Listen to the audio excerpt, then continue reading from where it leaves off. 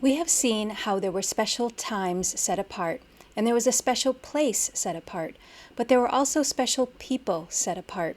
The Levites were a tribe within the people of Israel that God designated as the ones who would minister in the tabernacle and the temple.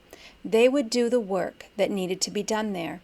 There were more of them than was needed at one time, so they would take turns serving in the house of God, but this was their life work. Some of the Levites were priests, and their job in a nutshell was to help the people connect with God and God connect with the people.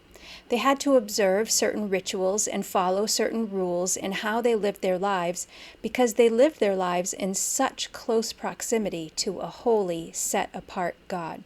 Because they themselves were set apart for service, they were able to help the people know God and commune with God.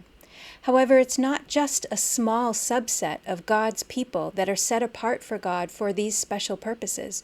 To help them better understand His intentions for them to share in His own holiness, God said to the Israelites, "Although the whole earth is mine, you will be for me a kingdom of priests and a holy nation." In the New Testament, Peter picks up the same thing when he calls Christians God's chosen people, a royal priesthood, a holy nation. All of God's people are themselves set apart to be God's representation on earth. To worship God is to serve Him by being a people who recognize that we are set apart from the world for God's special purposes and to live our lives with that in mind.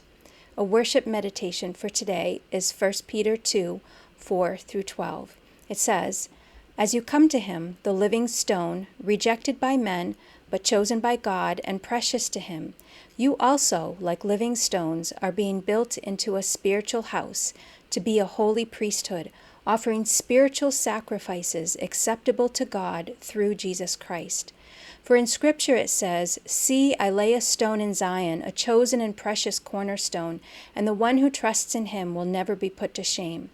Now to you who believe, this stone is precious, but to those who do not believe, the stone the builders rejected has become the capstone, and a stone that causes men to stumble, and a rock that makes them fall.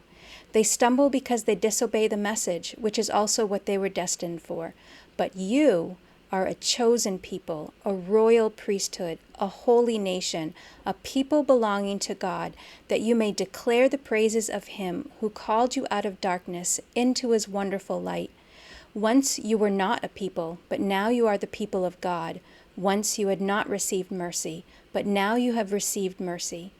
Dear friends, I urge you, as aliens and strangers in the world, to abstain from sinful desires which war against your soul. Live such good lives among the pagans that though they accuse you of doing wrong, they may see your good deeds and glorify God on the day He visits us."